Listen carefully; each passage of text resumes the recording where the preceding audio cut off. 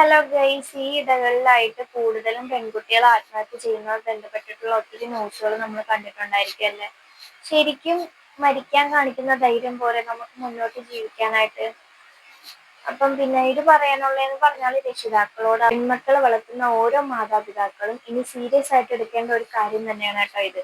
കാരണം എന്ന് വെച്ചാൽ കല്യാണം കഴിഞ്ഞ് വരുന്ന ഒരു പെൺകുട്ടീനെ അവരുടെ വീട്ടിൽ സുഖമായിട്ട് ജീവിക്കുന്നുണ്ടോ ഇല്ലയോ, ആ പെൺകുട്ടി എന്തെങ്കിലും വിഷമം കാര്യങ്ങൾ വീട്ടിൽ പറയുകയാണെങ്കിൽ നിങ്ങൾ പറയാ അന്യ വീട്ടിൽ സ്വന്തം വീട്ടിൽ വന്നിരിക്കുക. കാരണം എന്ന് വെച്ചാല് അന്യന്റെ വീട്ടിലേക്കാണ് കെട്ടിച്ചു വിടുന്നത്.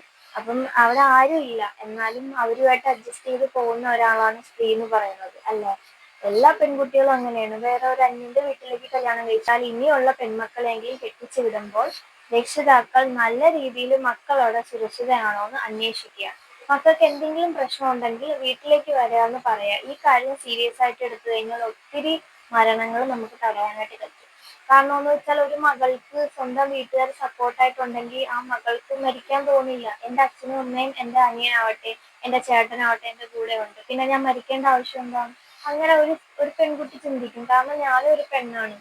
എല്ലാ പെൺമക്കളെ വളർത്തുന്ന എല്ലാ അമ്മമാരും അച്ഛന്മാരും ഇനി ഇത് ശ്രദ്ധിക്കുക. ഒരു പെൺകുട്ടീനെ കല്യാണം കഴിച്ച് വിടുമ്പോൾ അവിടെ എന്തെങ്കിലും പ്രശ്നങ്ങൾ ഉണ്ടെങ്കിൽ നീങ്ങി വാ എന്നൊരു വാക്ക് പറഞ്ഞിരിക്കണം. കാരണം ആ പെണ്ണിന് അതൊരു ധൈര്യമാണ്. അപ്പൊ മരിക്കാനായിട്ട് നമുക്ക് തോന്നില്ല. അതേപോലെ തന്നെ നമുക്കിപ്പോ ഭർത്താവിൻ്റെ കൂടെ മുന്നോട്ട് പോകാൻ പറ്റുന്നില്ല എങ്കിലാണെങ്കിൽ നമുക്ക് ഡിവോഴ്സ് ചെയ്യാം.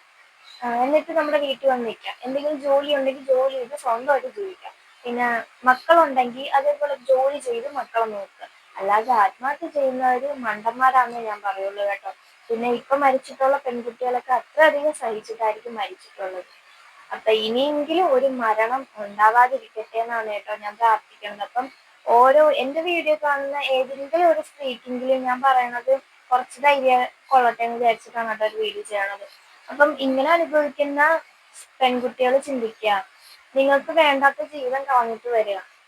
പിന്നെ അവിടെ കടിച്ചു തൂങ്ങി നിൽക്കേണ്ട ആവശ്യമൊന്നുമില്ല. പിന്നെ വീട്ടുകാരും കൂടി കുറച്ച് ഈ പെൺകുട്ടികൾക്ക് സപ്പോർട്ട് കൊടുക്കുക. അപ്പൊ ഓരോ മരണത്തെയും നമുക്ക് തടയാനായിട്ട് കഴിയും. പിന്നീട് ഒരാണിന് വേണ്ടി കളയാനായിട്ടുള്ളതല്ല കേട്ടോ ഒരു പെണ്ണിന്റെ ജീവിതം. നമ്മളെ ദൈവം എന്തിനാണ് ഇങ്ങനത്തെ അയച്ചേക്കുന്നത്? നല്ലപോലെ ജീവിക്കാനല്ലേ. അപ്പൊ നമുക്ക് ഇഷ്ടമുള്ള ആളോട് ജീവിക്കാനായിട്ട് നമുക്ക് ഇഷ്ടപ്പെട്ട ഒരാളോട് ജീവിക്കാനായിട്ട് പോയിട്ട് ഇപ്പൊ എന്തെങ്കിലും പ്രശ്നങ്ങൾ കാരണം ജീവിക്കാൻ പറ്റുന്നില്ല എന്നൊരവസ്ഥ കണ്ടു കഴിഞ്ഞാൽ അവിടെ നിന്ന് ഇറങ്ങി പോരുക, അല്ലെങ്കിൽ ഡിവോഴ്സ് ചെയ്യുക. അങ്ങനെ വേണം ചെയ്യാനല്ലാതെ ഇനി ഒരു സ്ത്രീ പോലും മരിക്കരുത് എന്നാണ് കേട്ടോ എനിക്ക് പറയാനുള്ളത്. രക്ഷിതാക്കൾ സത്യമായിട്ടും ഈ ഒരു കാര്യം സീരിയസ് ആയിട്ട് എടുക്കണം. ഇനി വളർന്നു വരുന്ന ഓരോ പെൺമക്കളെയും കെട്ടിച്ചു വിടുമ്പോൾ നിങ്ങൾ ചെയ്യണം.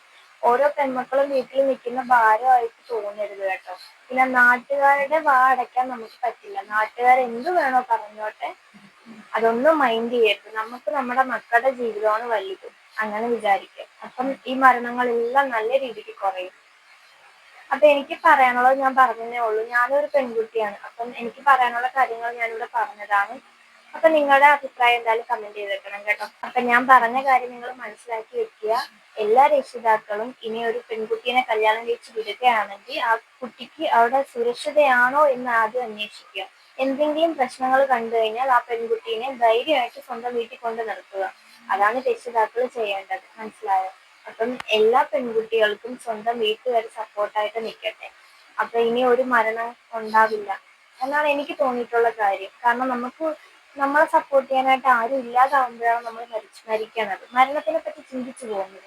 നമുക്ക് സപ്പോർട്ടായിട്ട് ഒരാളെങ്കിലും ഉണ്ടെങ്കിൽ നമുക്ക് മരിക്കാൻ തോന്നുമോ? ഒരിക്കലും ഇല്ല.